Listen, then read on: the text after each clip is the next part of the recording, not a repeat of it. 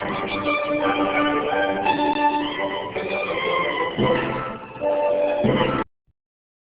afternoon and welcome to Easter Seals Project Action Webinar, Employment and Transportation Ensuring People with Disabilities Have Equal Access to Workplace.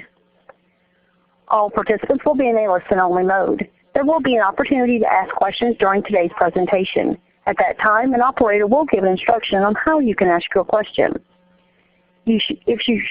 If you should need assistance during the conference, please signal an operator by pressing star then 0 on your touch-tone phone.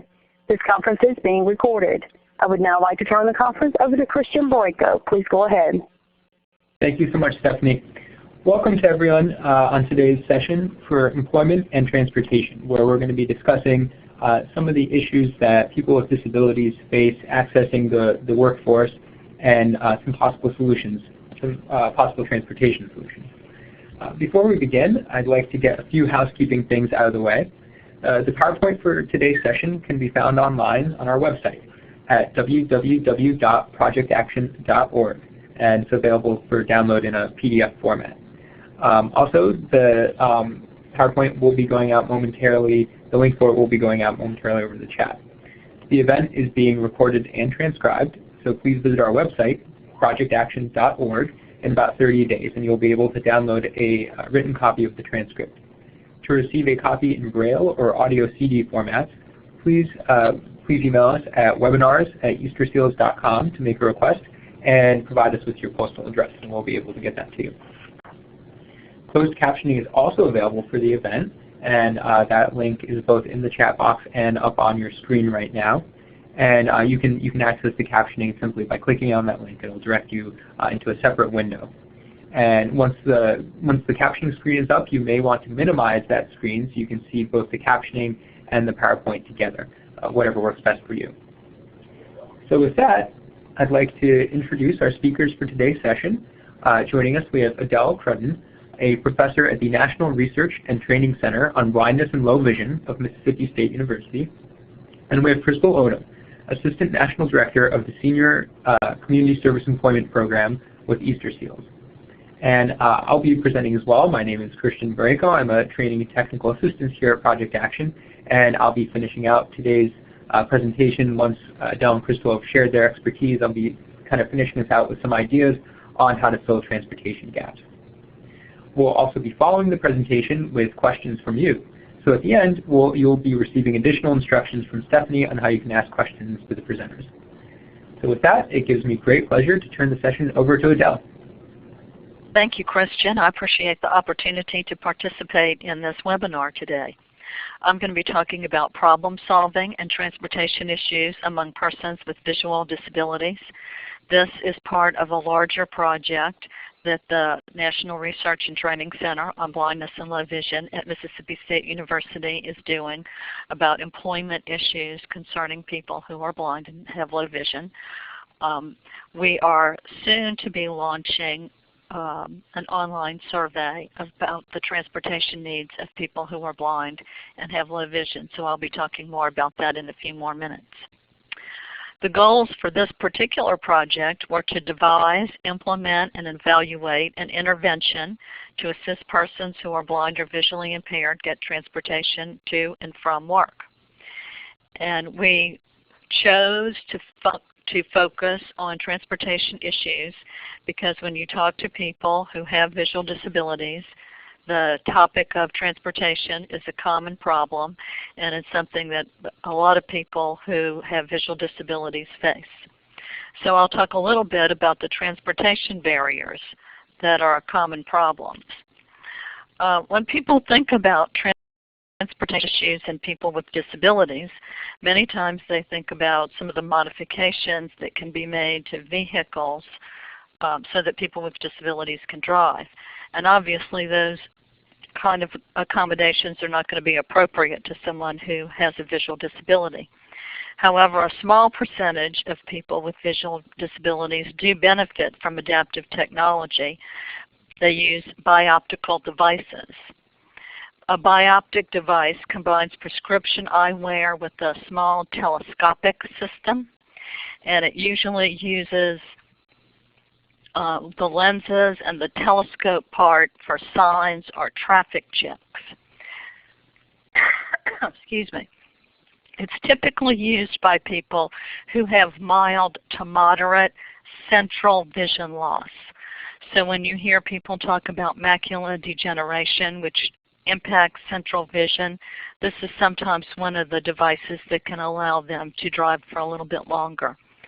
There are 37 states that allow bioptic driving. So that is governed by state law, and it's important that you check with your state to see if they allow those. Persons who use bioptic devices or persons who can drive but have a visual disability may have to limit how long they drive or where they drive. For example, they might have to avoid busy or unfamiliar areas, or they might have to limit when they can drive. For example, some of them have more difficulty driving at night. Some would have difficulty driving in bright sunlight. Or they might have other limitations to their driving because of glare or because of fatigue. Orientation and mobility skills, or the ability to travel safely using skills to accommodate vision loss, are very important in traveling safely. To use public transportation or to safely move into or around a vehicle, a person must have very good training in orientation and mobility. And they have to have a lot of confidence about their skills. Persons who hire drivers need to learn the skills to find a driver, so they have to learn how to either network or use advertising to find an appropriate person. And once they find a potential driver, it is very important that they are able to screen the person very carefully for both their driving record, which of course is very important, but also the trustworthiness of the person. They have to make sure that it's somebody who is honest and reliable and dependable, and then they have to come to some kind of agreement about fair payment for their work, which takes some negotiating skills and some awareness of how much things cost so that you can arrive at a fair price. Persons who are blind may be unaware of the various service delivery and support systems in place to assist with transportation.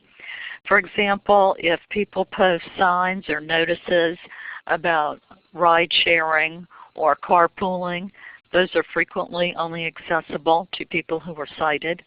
So people with visual disabilities might not be aware of their availability. Even when public transportation is available, there are frequently problems with drivers who do not announce the stops or drivers who refuse to allow service animals on board. And sometimes the bus stops do not have a well-constructed route to and from them. So it is difficult for a person who is blind to safely get to the bus stop. When persons who are blind have additional disabilities, a hearing loss or a mobility impairment, their ability to access transportation becomes even more complicated. Navigating and negotiating transportation arrangements can obviously be complex for anyone, and they are even more complicated for someone with a vision loss and someone with an additional disability. So transportation is also more difficult for people who live in rural areas. Approximately 40% of the rural population has no public transportation, and 25% of the people who have services have very minimal services. And people with disabilities make up over 12% of the population, but they make up over 13% of the rural population. Transportation is also more problematic for people who have limited resources. So the less you earn, the larger percentage of your income is going to go to transportation. For example, people with incomes below $30,000 a year spend approximately 23% of their net income on transportation. And we know that persons in rural areas are more likely to have fewer job options and lower paying jobs. So all of these issues combine to make transportation difficulties particularly important for people who have visual disabilities. Just a little bit about blindness information, and this information is from the American Community Survey of 2011. The number of people with visual disabilities kind of varies depending on the definition and the source. But conservative estimates put the number of people with visual disabilities over 6.5 million people, with almost 3.5 million of those people of working age. And access to education can be a problem. Approximately 4.3 million people with visual disabilities have less than a high school degree. But over 1.3 million have some college or more. So we do have a significant proportion of those people that are educated. And only about 18.7% of those people receive supplemental security income. And of those, we believe a significant portion of those people have some pretty significant multiple disabilities. So just a little bit from the Bureau of Labor Statistics about the employment rate among people who are blind. This is from the June 2013 Census Bureau data. If you look at the unemployment rate, the rate for persons with disabilities is still increasing, where for the general population that rate had become somewhat stable, although I'm sure we could all agree it is still way too high. So the unemployment rate for persons with vision loss is about 10.5%, which is a little bit lower than what's anticipated for persons with disabilities in general. But the unemployment rate doesn't always give you a very good picture, as we know that a lot of people just give up looking for work. So sometimes it's helpful to look at the labor participation rate. So the current labor participation rate for persons without disabilities is now almost 70%, where for people with disabilities it is just over 20%, but for persons with a vision loss it is over 22%. So just a little information about that. The state federal vocational rehabilitation program is the primary agency that serves adults who have a vision loss, and their primary purpose is to promote employment. So toward that end, the programs fund services that prepare people for employment. And those include things such as personal adjustment training, orientation and mobility training, vocational evaluation, assistance with attaining further education, or assistance with receiving training. The services are also available to seniors. And the services to seniors are directed at assisting them with retaining their independence so that they reduce out-of-home placements. Persons with visual disabilities who receive services through vocational rehabilitation might get some assistance when their transportation. It's typically given right when they are looking for work or when they first start their employment. And that assistance usually includes things like reimbursing them for their transportation expenses for a defined period. Different states might have different guidelines about how long they're willing to do that, but it's meant as a bridge method till the person starts getting a paycheck and can become more independent. Again, I said they do provide orientation and mobility training, which would help a person travel safely. The rehabilitation counselors typically provide counseling about the importance of reliable transportation for work. And they provide whatever information they have about local transportation programs or options. So those are just some of the things that the Vocational Rehabilitation Agency might do. The typical strategies for people who are blind, who are visually impaired, to get to and from work are very similar to the strategies that most people use. Many of them are quite resourceful at finding transportation. So this is just a list of the most common methods. Many have to relocate, either to be near public transportation or potentially so that they can walk. they want pedestrian access. Many people who are blind and visually impaired walk to work. Some take either public or paratransit. Many rely on their family members, on cabs or carpooling. Some hire drivers. Sometimes we have employers who provide transportation, and many use a combination of all these methods, kind of just a patchwork of methods. Okay, so let me get a little bit into the study that we did. As part of our effort to develop a service delivery model for finding transportation, we partnered with the Alabama Office of Rehabilitation Services. We wanted to know if the intervention would be effective. So if our intervention was effective, we wanted to know what the strategies that were effective were, or what services or tasks were helpful. And we were trying to identify those things with an idea of trying to replicate them later if they worked.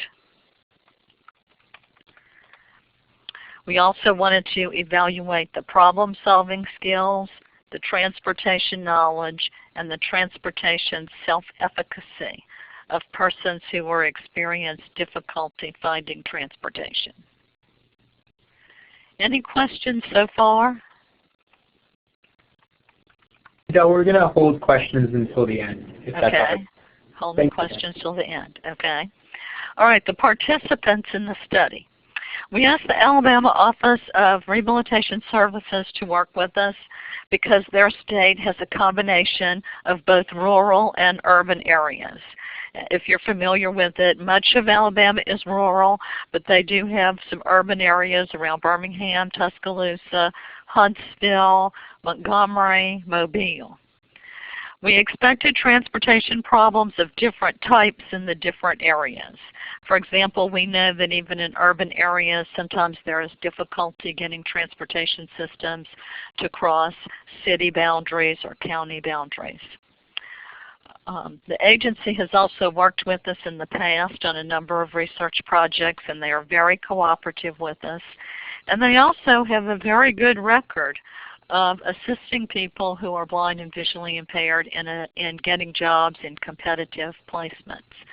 So all those reasons went into why we picked the state of Alabama to work with. The persons participating did have to be clients of the Vocational Rehabilitation Agency, but we did try and solicit participation outside of the agency. We sent out announcements through the state chapters of the National Federation of the Blind and the American Council of the Blind to recruit participants. And we also, the School for the Blind in Alabama was kind enough to let us use their alumni list of the people who had attended school there to help us find participants. So if somebody wanted to participate and they had not, they weren't currently a client of the Alabama rehab system, they could contact their rehab counselor and tell them that they heard about the study and that they wanted their file reopened and that they wanted some assistance with transportation.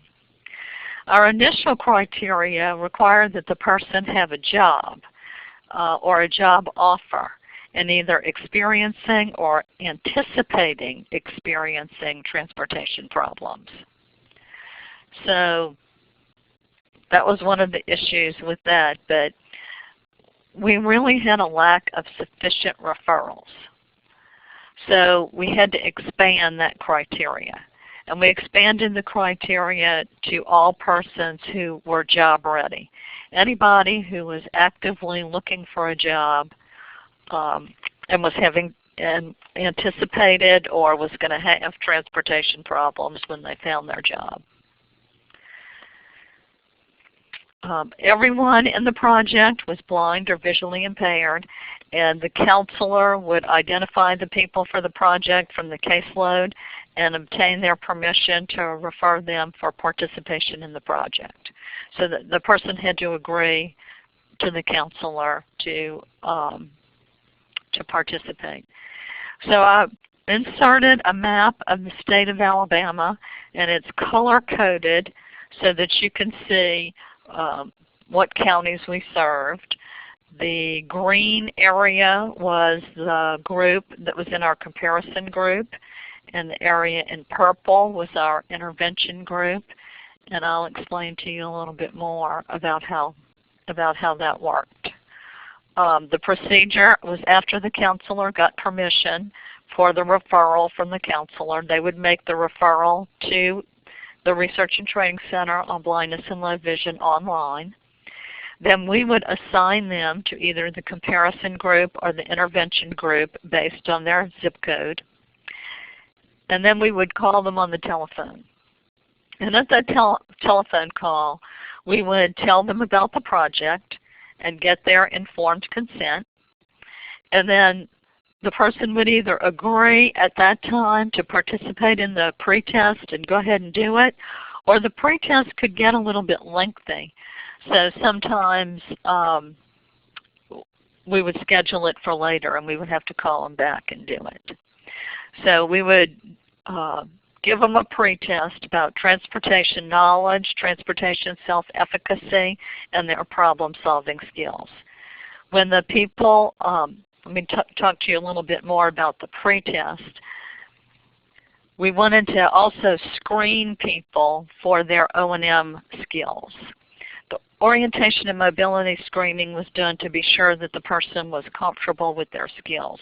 So if they were not confident, we would contact the rehabilitation counselor and say this person could use some assistance with their orientation and mobility. Then we would use a standardized instrument that we purchased to measure their social problem-solving skills, and then we constructed the two instruments to measure their self-efficacy and transportation knowledge. The services that they received, the people in the comparison group received a gift card for completing the instruments. Then we would send them in the mail or by email a transportation handout that would just give them some information about transportation. And people in the intervention group would complete the same pretest, but they were assigned to a transportation coordinator who would come out to their home and assist them in locating and accessing transportation to and from work. And when the post-tests were completed, each person in both groups got a gift card for completing the post-test. And we're still working on those post-tests. We have not finished up with those yet. The additional data that we had, for each person, we obtained permission to access their vocational rehabilitation file, and that gave us data about their demographic information and what services vocational rehabilitation had provided, whether they had secondary disabilities, that type thing. Whatever was in their rehab file we had access to. And when the persons were assigned to the intervention group, the transportation coordinator then went out and conducted a personal interview with the person and identified their transportation needs and resources and collected any other additional potential transportation information that might be important. Okay, our sample, we were targeting 64 people, but we only reached a sample of 48. We had slightly more men than women, and you can see we had a variety of ages with the mean around 39.2 years, but the range was from 19 to 63, so we had a big range. We had slightly more Caucasian than African American participants. And the planned intervention, what we intended to do, came from three major paradigms. The first was it was built around customized employment. And customized employment is an employment strategy that evolved from the supported employment model. It's a very intensive and highly individualized intervention that focuses on using formal and informal support systems to identify and negotiate specific needs, target individual goals, and focus on specific strengths of each person. So we were going to take that model, also use concepts from case management, which uses a very holistic approach to coordinate safe and timely and effective and efficient person-centered services. And the goal was to help improve functioning by focusing on autonomy.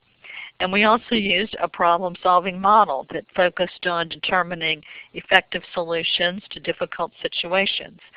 So that problem-solving model really recognizes that learning and coping and self-control are very important factors in effective problem-solving. And it's the problem-solving that I want to talk a little bit more about here today, because for some of the other issues we're still collecting some of the data. So we looked at social problem-solving in the pretest. And we had some kind of interesting results. So the goal for that part of it was to look at what is the problem-solving ability of persons who are blind or visually impaired who are identified as needing assistance in obtaining transportation to and from work. And so we used the social problem-solving inventory. As I said, we purchased this item. It's a highly researched instrument with good reliability and validity, and it looks at how people solve problems, what their problem-solving style is, what are some of their deficits in problem solving, and it kind of focuses on two constructive dimensions that look at their problem solving orientation and their rational problem solving, and then it looks at potential dysfunctional dimensions like a negative problem solving orientation, or whether they have an impulsivity, carelessness style, or an avoidance style. So the next slide kind of shows the problem orientation. If you're in the constructive, effective problem-solving side, you usually have a positive orientation and a rational problem-solving style. But if you have a dysfunctional, ineffective problem-solving, you're usually avoidant or impulsive. And it's focused on three problem-solving dimensions. People that have a rational problem-solving style, I have listed here some of the characteristics of someone with a rational problem-solving style. They're rational, deliberate, and systematic. And that's how they approach everyday problems. Other people have a more impulsive, careless style. So these are people that are hurried. They make incomplete problem-solving attempts. They just don't think things through carefully. While other people are more avoidant, and we know that's a procrastination model, or they're inactive, so they avoid by being very passive, or they're dependent on others. So how did our folks do? The 48 people who were blind and visually impaired who participated in this study. On the positive problem orientation scale, their mean score was 114.58, which the higher the score, the better, and the average is 86 to 114. So you can see that they are just slightly above the high end of average. So it indicated that they have these positive characteristics, that they view problems as challenges, that they believe their problems are solvable, that they believe they are successful, meaning they have a high degree of self-efficacy, a high degree of control about their environment, that they understand problem solving takes time and effort and patience, and that they're committed to solving a problem and not avoiding it. Then on the negative problem orientation, a lower score is better because you don't want people to be negative. And you can see the average score there was 86 to 114, and the average score was 96.67. So that is a really good, right in the middle of average there, so that's really good. So that indicated that these people had a very low likelihood of having a negative problem orientation. The next one is the rational problem-solving scale. Again, here a higher score is better, and our group did at the very high end of the average, again indicating that they have very many positive characteristics about their problem-solving skills. And I won't read that whole list, but just remember it encompasses some of those very positive characteristics like goal setting and looking at alternatives or consequences. The next dimension was the impulsivity, carelessness style. Again, here a lower score is better. And again, we did the group did right in the middle of average. So that's a very good score for that. The next scale was the avoidance scale. Again, you want a low score on that, and we did right in the middle of average. So they did really well on that. So the results, they did at the top of the average in the positive orientation, the low end of average in the negative orientation, the high end of average in rational problem solving, the low end of average in impulsivity, and just below the average in avoidance. And when we compared our sample based on gender, based on race, based on age, we did not find any differences.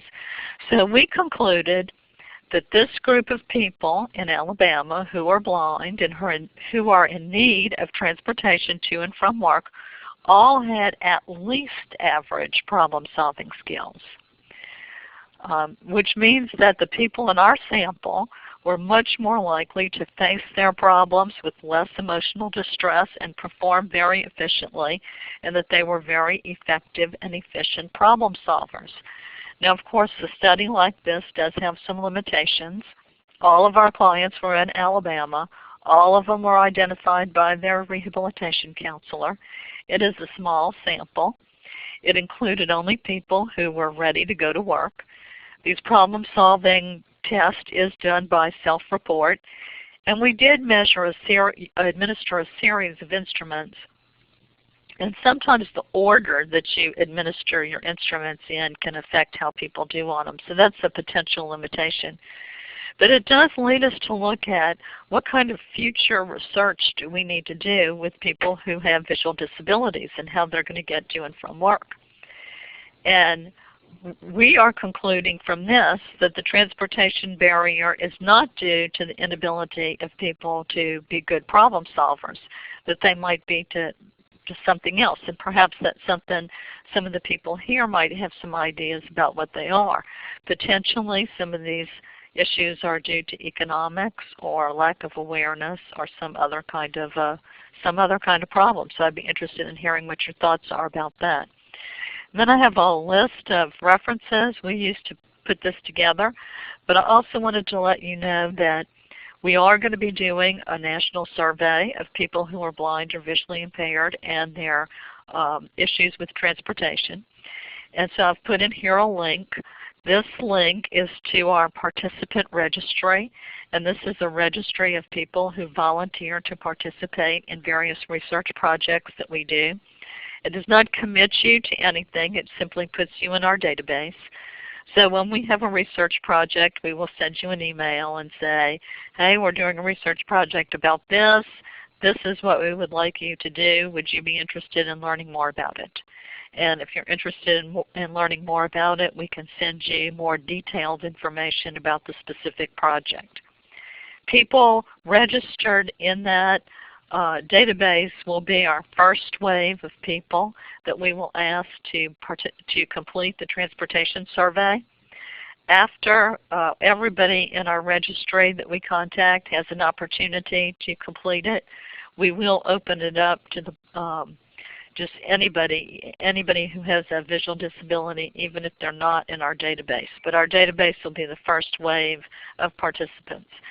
So feel free to use this link to forward it to anyone you know who you think might be interested. So that kind of wraps up my part, and I'll turn it back over to Christian. All right. Well, thank you so much, Adele. And just to let everyone know, Adele's contact information is currently on the screen, and you can reach her there. And if you don't have a chance to write it down, please feel free to email us at webinars@easterseals.com. Following the session, we'll be happy to put you in touch. Next, I'd like to turn the session over to Crystal Odom with Easter Seals. Crystal? Hi. Thanks, Christian. Good afternoon, everyone, and good morning.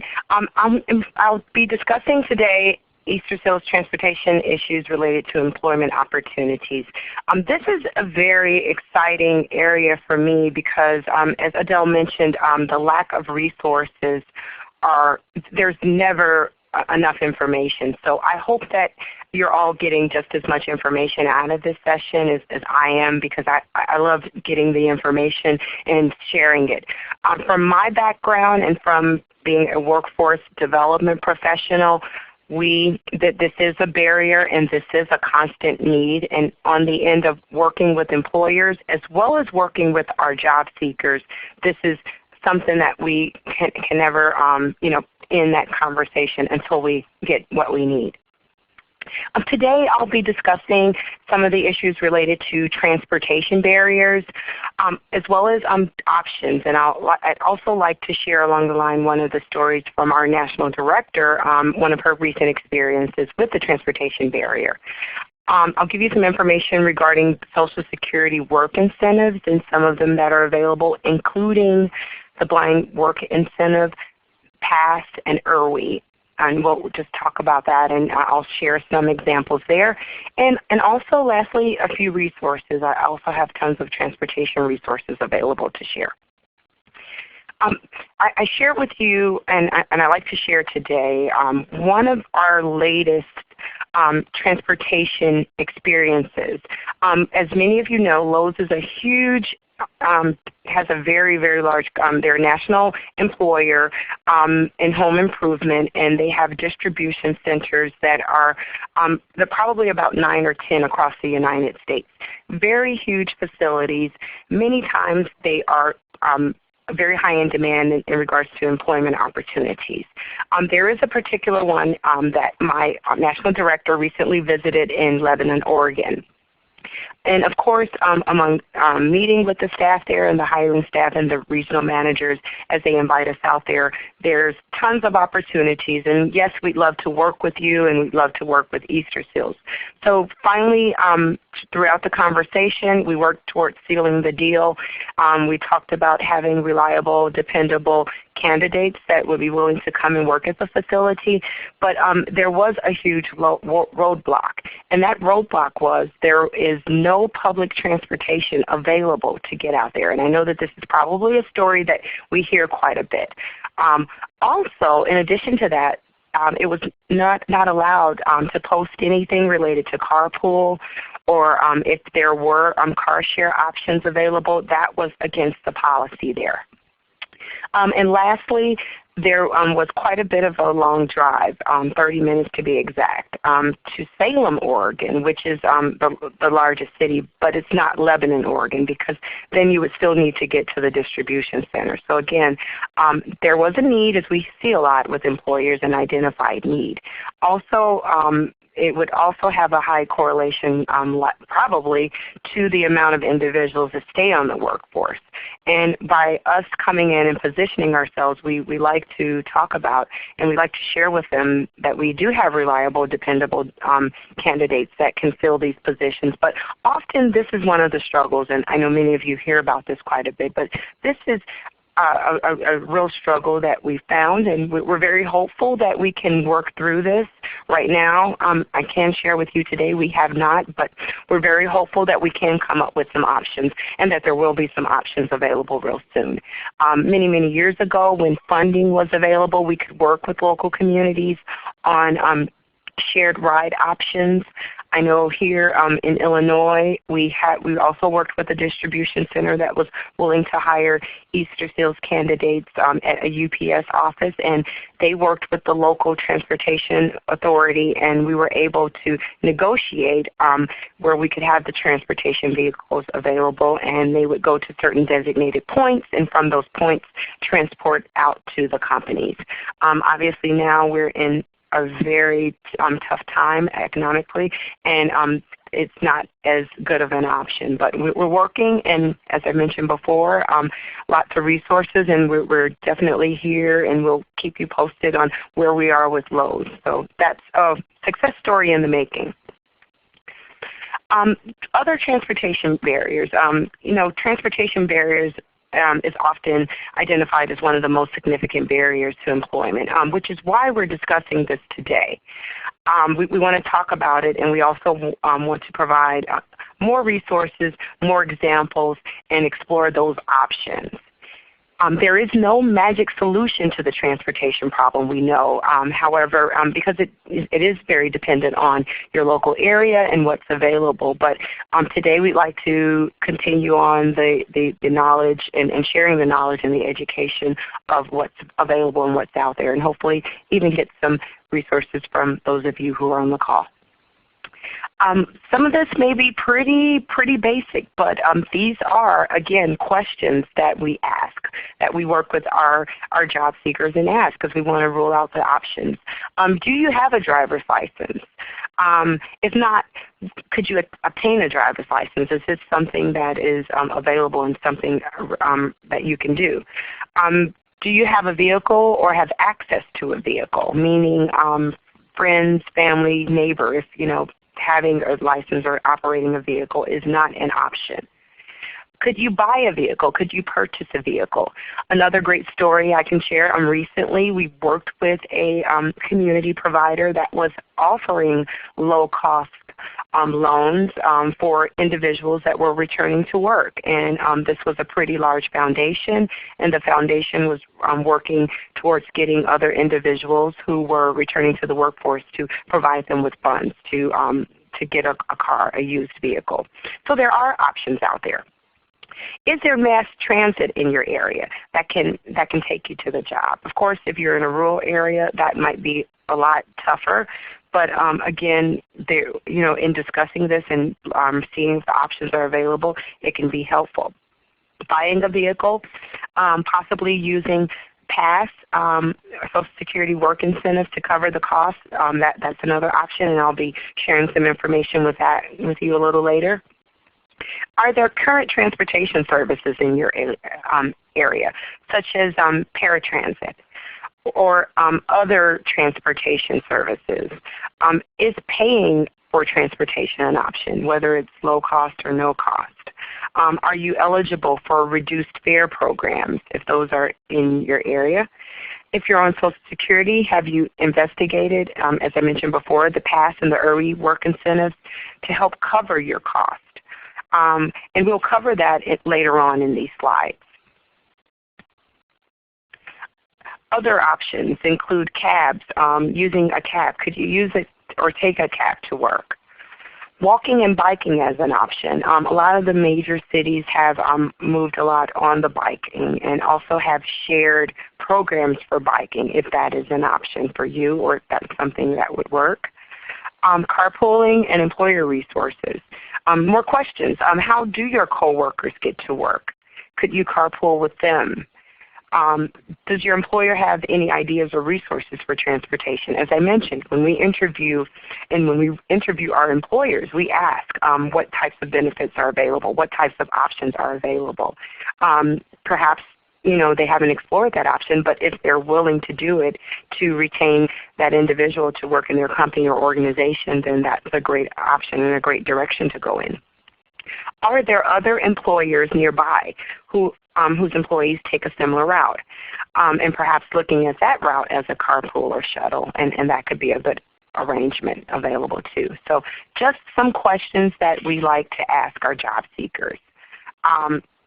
Again, if there is someone who could drive you, would you be willing to advertise somewhere that you need opportunities, perhaps in newspapers, local colleges or stores, senior centers or other centers, civic groups, church bulletins? Again, we find a lot of value in people, places, and advertising the services that are needed as well as the services that are available. Networking is valuable.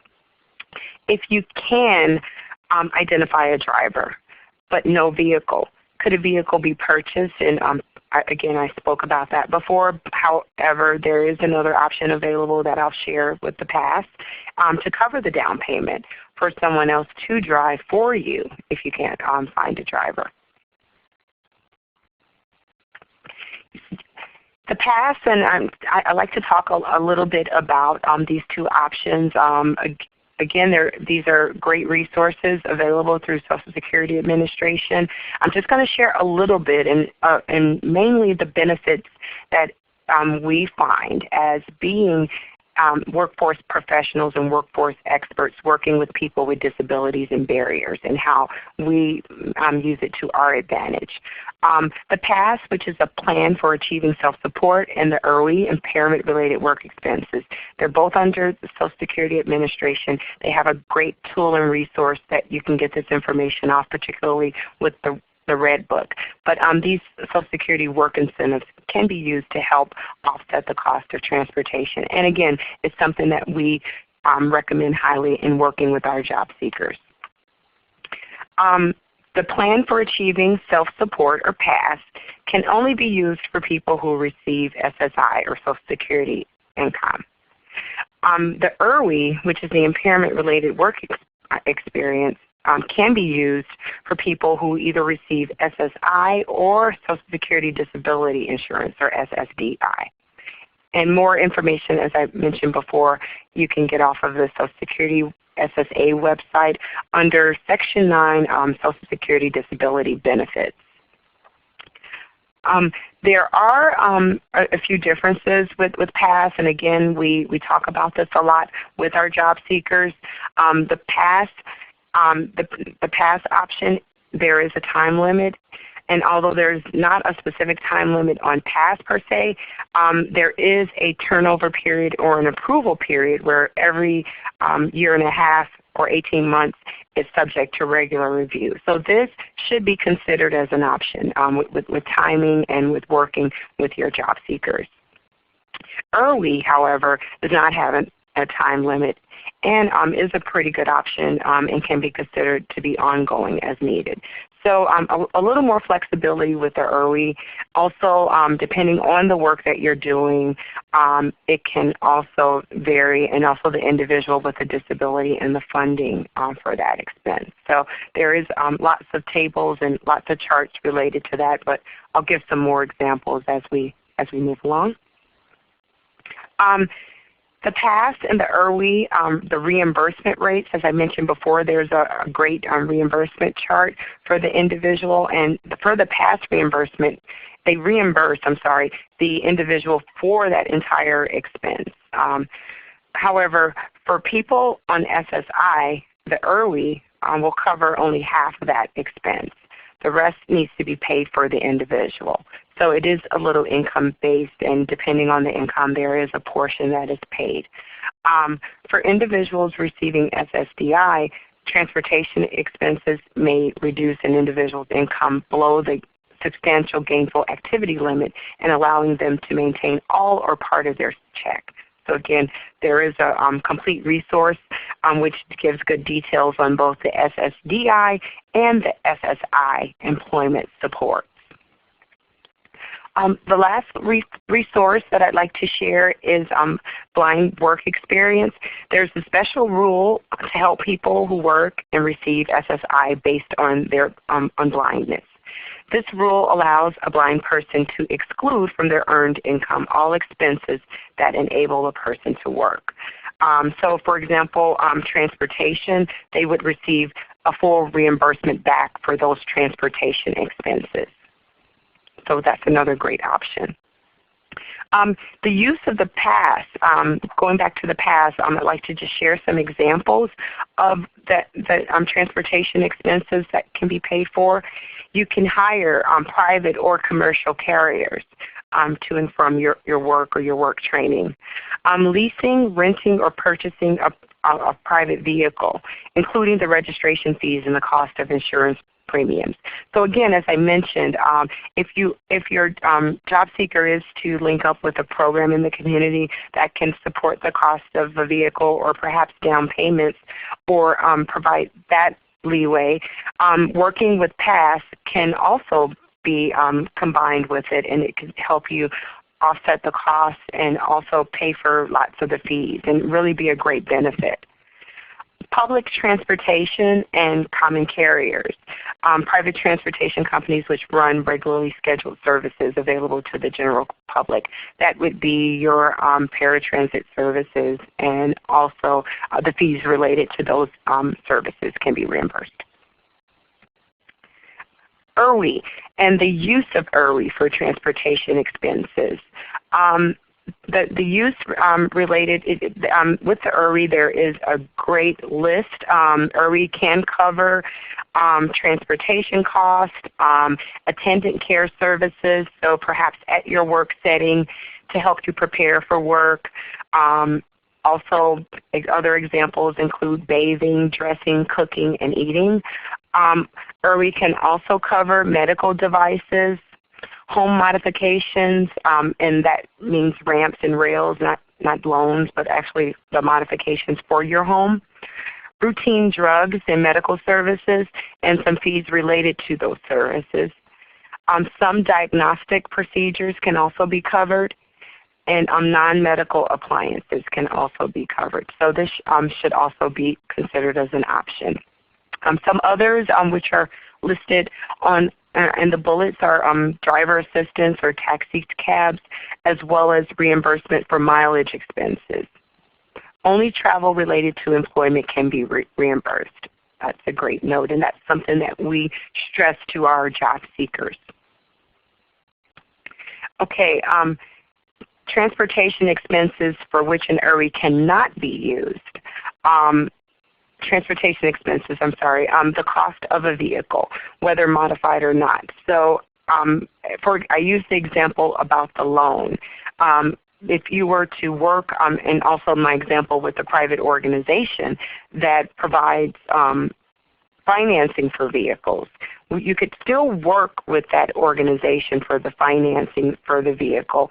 However, with the IRWI, it could cover the expenses related to that vehicle. So that would relate to mileage, fuel cost, mileage back and forth to the job. So again, I don't want to confuse you with the language in here. You can use them both, and you can sort of dually work together there.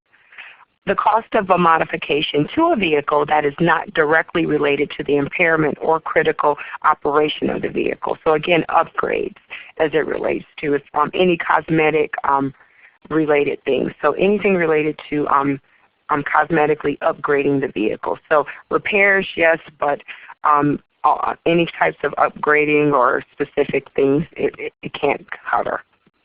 And lastly, the cost of travel necessary to obtain medical items or services. Okay. All right. Lastly, I have lots of great resources.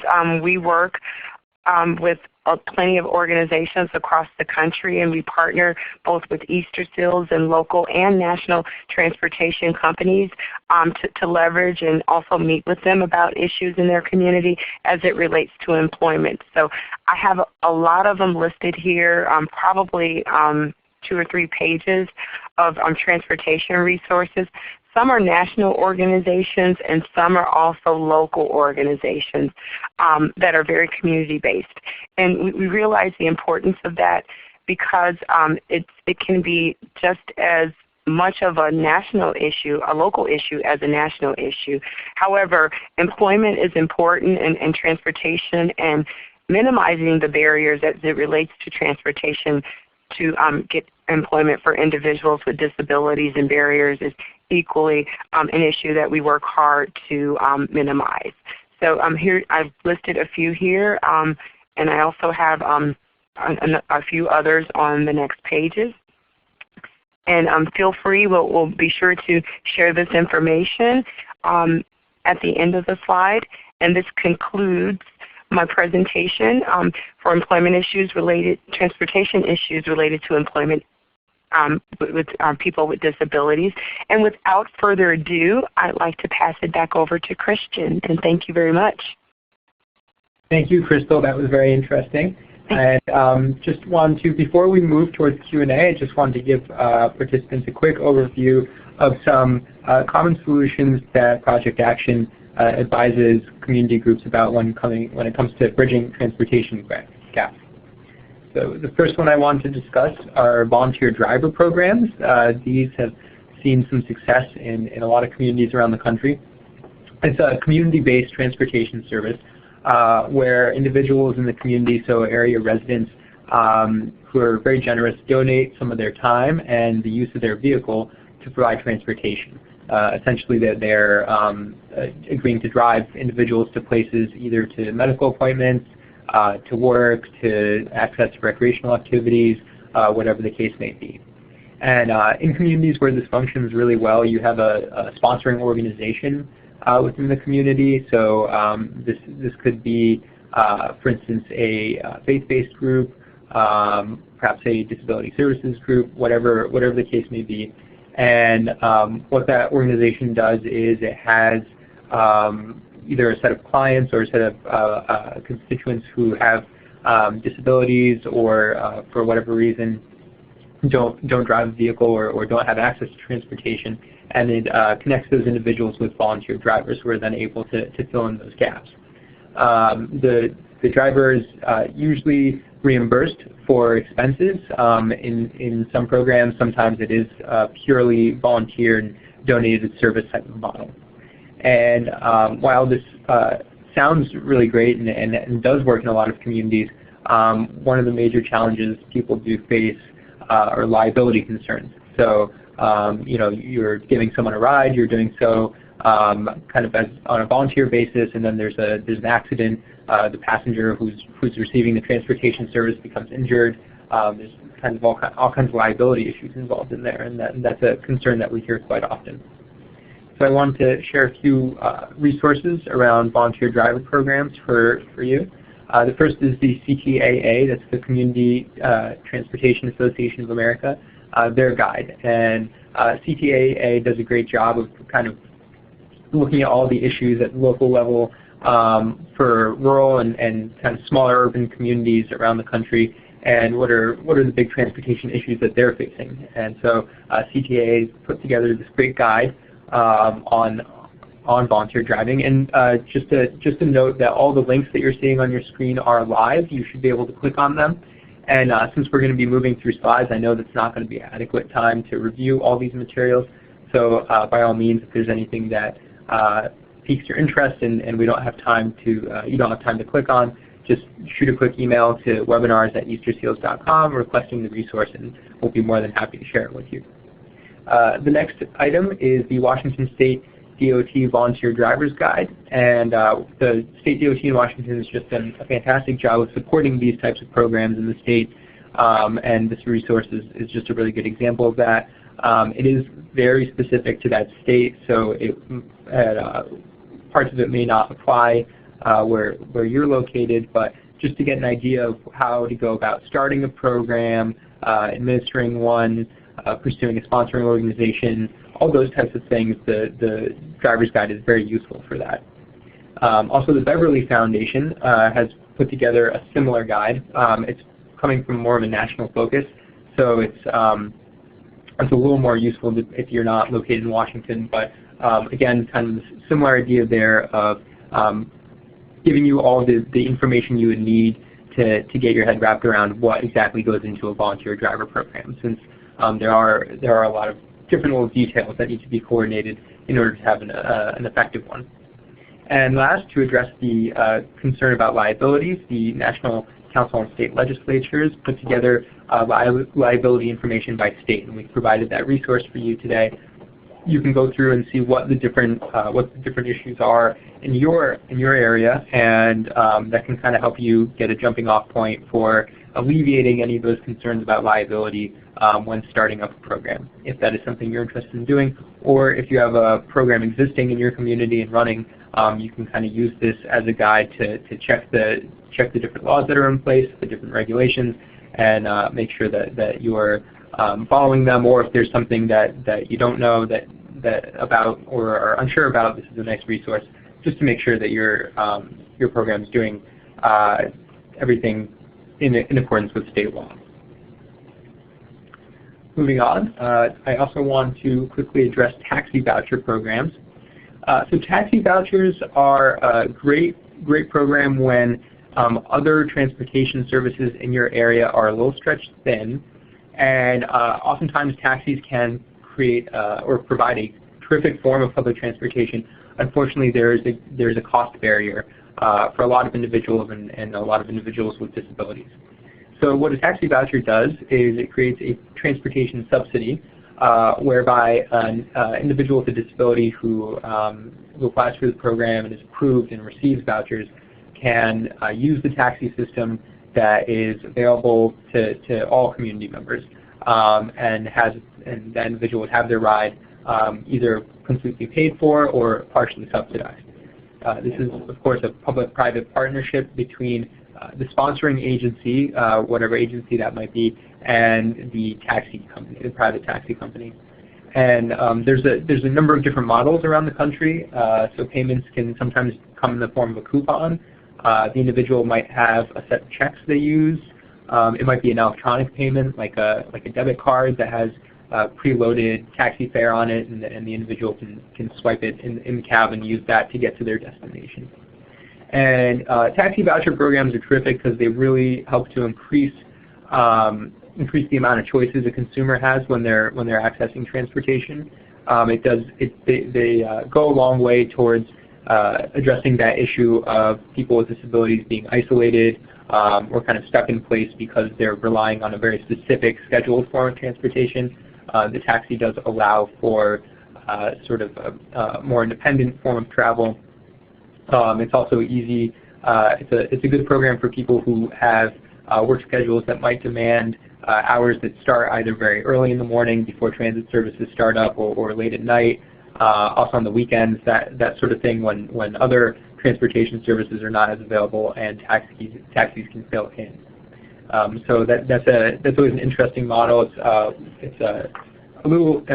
It can be hard to start up just because it is a big undertaking. It takes a lot of negotiation with the local cab company or companies, whatever the case may be. Having a sponsoring agency to implement the program is also something that if you're a community group looking to do that, you have to find that agency if you yourself are not involved with one. So that can be a challenge. And that's something, if you have questions about, we're more than happy to talk to you about offline. A good selling point for a lot of communities for the taxi voucher programs is that it increases more business for the taxi companies. So that's often a selling point, and makes the prospect of getting involved in that kind of program more enticing to the private providers. So that's certainly something to keep in mind when you're pitching the idea in your community. In some areas, and San Francisco is a good example of this, the taxi voucher program can help augment the ADA paratransit program. So when the paratransit fleet cannot keep up with demand, or if the sponsoring agency, so say for instance the transit agency is kind of has a large demand for paratransit ridership and has a lot of individuals who are eligible, but unfortunately has either for budgetary reasons or whatever the case may be is having trouble meeting that demand. A taxi voucher program is a terrific way to kind of step in. That is, of course, if your community has accessible cabs, and that's a separate issue in a lot of communities around the country. But if, say for instance, you live in an area that has access to accessible cabs and a lot of high paratransit ridership, that is one way to kind of approach the issue. And just to provide you with a few ideas of who's involved in running this kind of program, you've got the funder, so funding agency, then the administering agency, and so that kind of comes, that role involves managing and bookkeeping the program. The providers, the local taxi companies, it might be a limousine company, whatever the case may be, but the taxi-esque service in your community would be the actual van providing the ride, so to speak. And then you've got your consumers, your riders, and your supporters. And to provide you with a few ideas of resources, last August we did a webinar on taxi voucher programs, so the link to the archived version is there, and we'll be more than happy to send that to you by email as well if you request it. And that kind of goes much more in-depth into how these programs work, how to start one, how they're funded, and kind of what the benefits they can provide to your community. Also from the Transportation Research Board's National Cooperative Highway Program research program, we've got here Digest 366, which is the local and state partnerships with taxi companies. That's a report on some of the successful partnerships that have occurred around the country, and some ideas on how to get them started in your community. We also have the Transit Cooperative Research Program Report 75 on the role of the private for-hire vehicle in the public transit industry. And that goes much more in depth into the idea of using taxis to augment ADA paratransit service. Okay. The next form of transportation gap bridging that I want to talk about is coordination. And that's something, a term you may have heard, and it's becoming increasingly popular in a lot of communities, especially in a time when kind of budgets for transportation services are a little bit strapped and reduced. So basically what coordination of services does is it's a way of getting the different providers in an area to work together to eliminate some of the overlap that they have, and also to kind of reduce the redundancies. So there's a lot of places around the country where you have multiple providers running either on the same route or in the same general neighborhood, and not always they themselves may be operating very efficiently, but if you look community-wide, there's a lot of overlap and a lot of ways in which they could coordinate together, coordinate their services to become more efficient. And that kind of lowers the costs both for the providers, also for sometimes it can lower the cost for consumers because providers are able to kind of pass the savings down.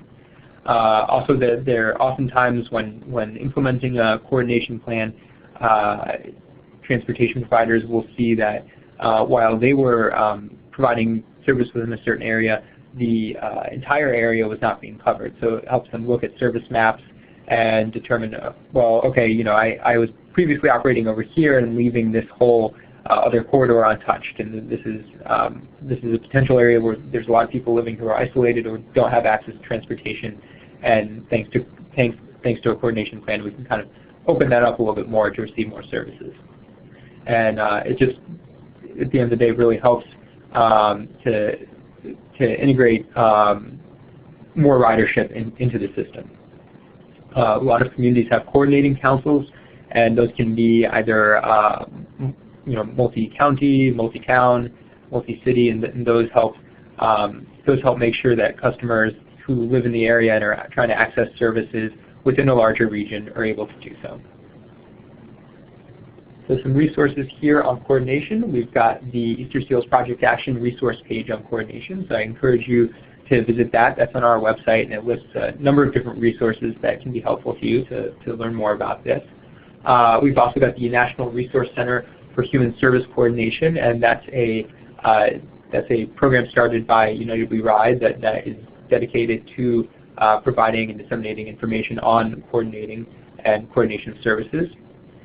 We have the National Council of State Legislatures report on regional human service transportation coordinating councils. And we also have the United We Ride Community Needs Assessment tool, and that's a very helpful tool for being able to go out into your community and get a sense for exactly what the transportation needs are, what's being unmet, and what community members need in order to access all of the different services they need, be it employment, recreation, medical appointments, and so forth. And the last method I want to talk to you about was travel training. And travel training is very useful in areas where you have transportation services and you have individuals who are learning how to access employment, but they don't drive themselves and don't actually know how to use the transportation services that are available. So what travel trainers do is help people with disabilities and older adults learn how to ride those transportation services independently. So for instance, if someone is trying to access a job interview or employment on a regular basis, and the one gap is just lack of knowledge on how to use the bus system or how to plan their trip to work, travel trainers are very effective at addressing those types of gaps. And training for employment purposes is very common in the travel training community. So a few quick resources that we have. We have similar to our coordination page, we have a resource page on travel training. So I encourage you to visit that, and that has all sorts of helpful items there to to let you know a little bit more about that world. And we do a quarterly in-person Train the Trainer workshop on travel training, and it's called the Introduction to Travel Training Workshop. And we help people who are new to being travel trainers kind of learn about the basics of providing travel instruction to people with disabilities. Additionally, for people looking to implement travel training programs, we have a Fundamentals of Travel Training online course that we offer throughout the year, and please email us for more information on that. And lastly, I want to let you know about the ATI, Association of Travel Instruction. That's the Professional Association of Travel Trainers in the United States. That is a great website that we've linked to there with all kinds of information on the world of travel training, and it's very helpful if you're interested in learning more. So with that, that concludes the presentation. So we've got about 15 minutes left, and I want to open up the floor for questions. Stephanie, if you could please provide information on how to answer questions over the phone, and I also encourage you to type into the chat box if you have a question that you'd like to ask that way. At this time, if you would like to ask a question, please press star, then the number 1 on your telephone keypad. Again, that is star, then the number 1 to ask your question. We'll hold for just a moment.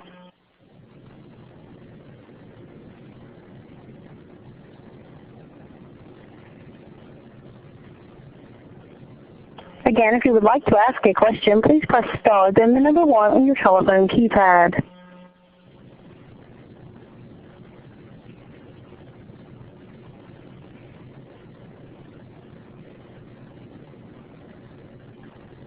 All right. While we're waiting for the phone queue to fill up, I did want to direct us to a couple questions that we got in the chat box here.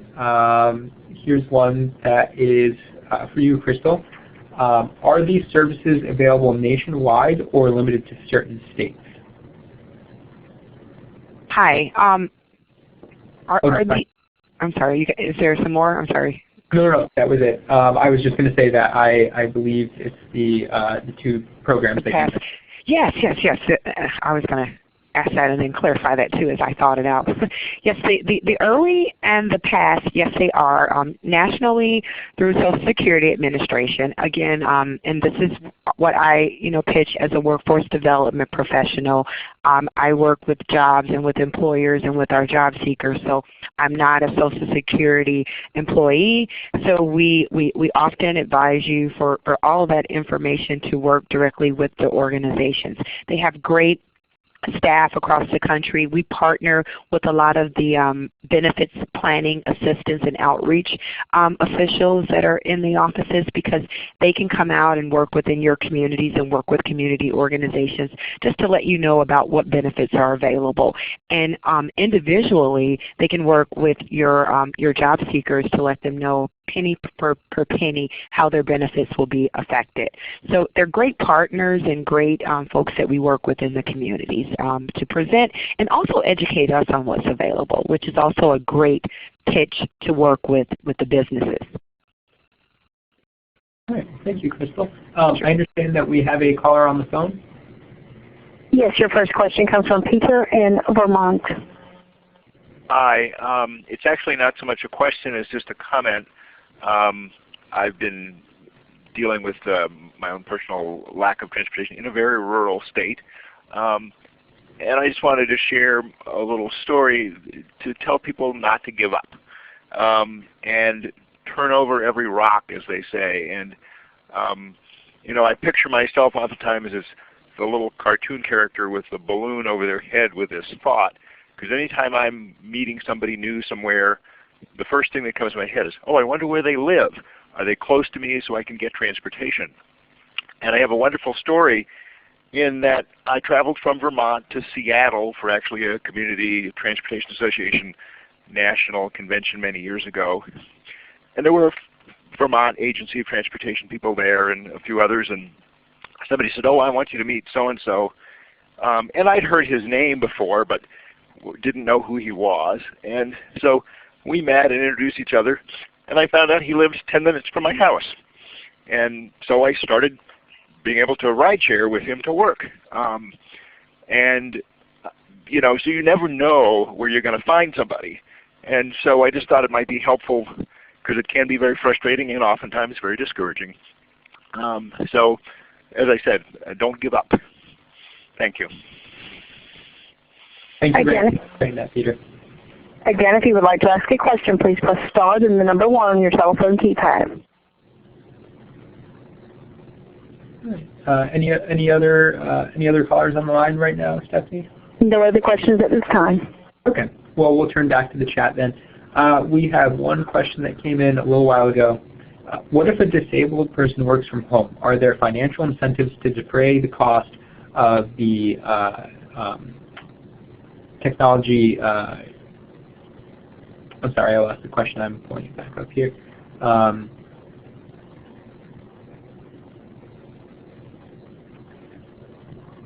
there Are there financial incentives to defray the cost of communication substitution?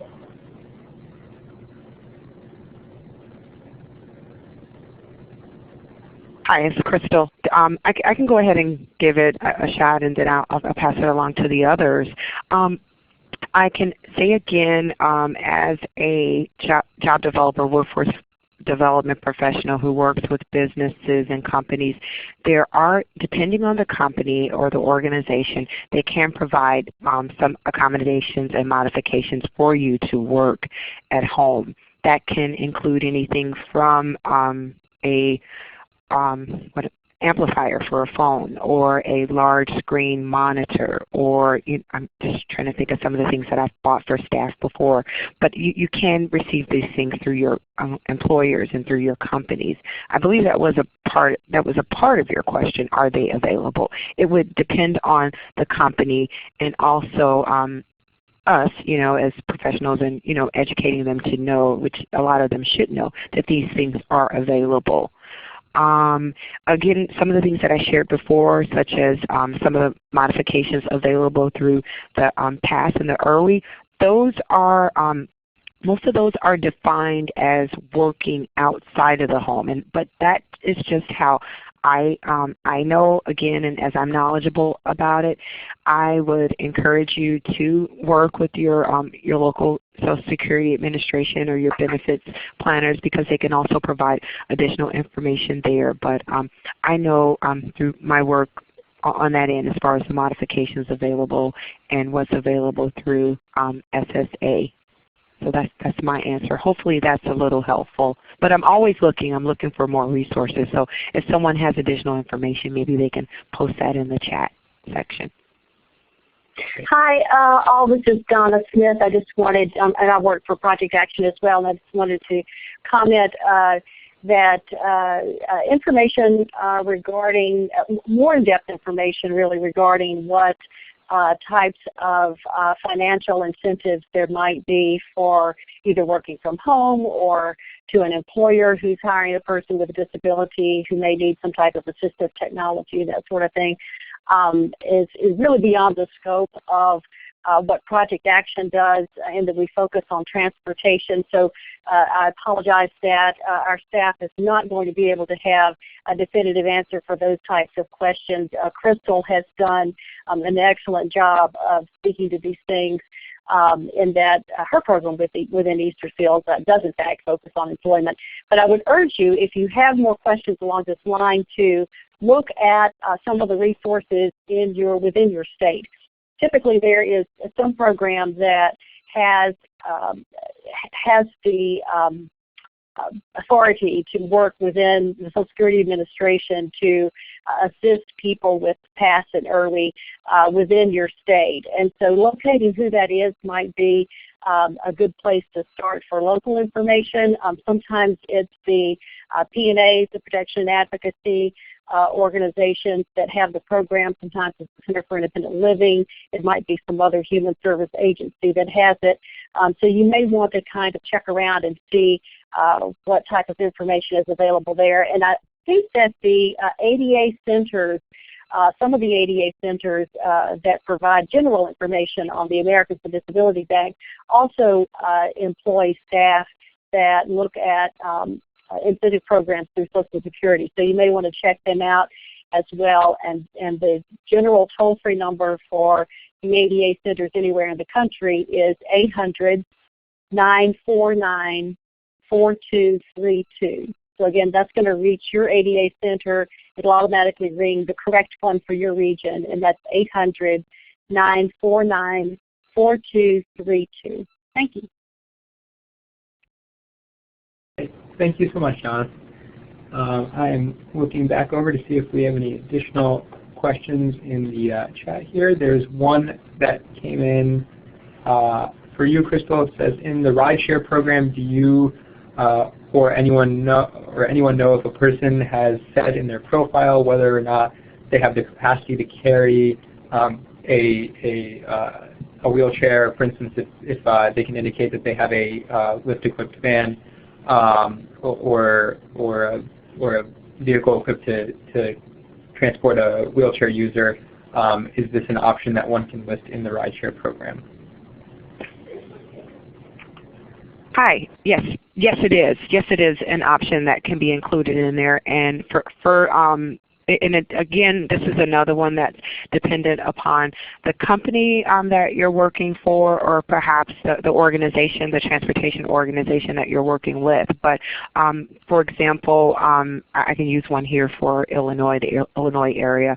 Allstate, which is headquartered right outside of Chicago in Northbrook, they have the rideshare programs, and they have both regular vehicles as well as accessible vehicles available and different points of contact throughout the city that transports them from different destinations and locations. So that's an example of a company, a pretty larger one, but of course it would depend on the size of the company and what's offered and available. But again, I would stress the value of communicating, and as we get together on these calls and have these conversations, we can't get these types of questions or even these options explored if we're not even bringing them to the table. So they're excellent questions to ask, and they are questions that we present to employers and also to community-based organizations to see how they can help minimize the obstacles that come with our job seekers. Great, thanks, Crystal. Stephanie, do we have anyone else on the line? No, at this time. All right. Well, the one last question I see here in the queue is on whether persons with visual impairments who have been working but are taking a new job, whether they're eligible for the PASS program.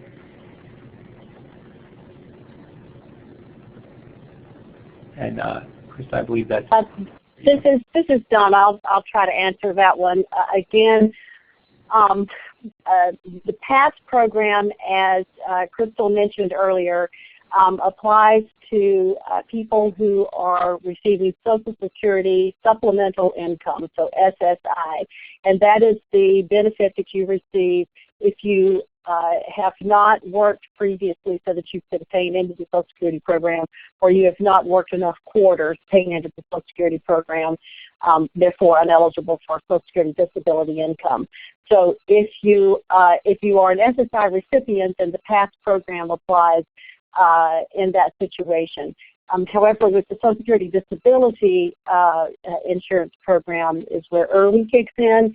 And I believe EARLY is also available for SSI recipients, but it is there for SSDI recipients. And the so if you're a person with a disability who's been employed and you are going to a new job, then chances are you would not be available because you would not have been receiving SSI, you'd have been receiving SSDI. And Crystal, I hope I didn't mess that one up. Is that correct? Yes, you're correct. Thanks, Donna. Sure. All right. Well, we've reached the end of call time. So, are there any last-minute questions on the phone? Again, to ask a question, please press star then the number 1. All right. Well, in that case, if we're all set on the phone. No questions at this time. Sure. Thank you, Stephanie. Crystal and Adele, I'd like to invite you to make any final comments if you have anything you'd like to add. I would just like to encourage people to help us spread the word about our transportation survey, because we would like to get a national representation from people around the country about their transportation issues. Thank you, Adele.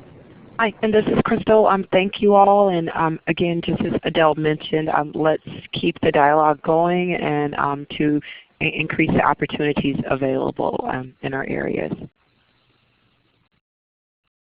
All right. Well, thank you so much.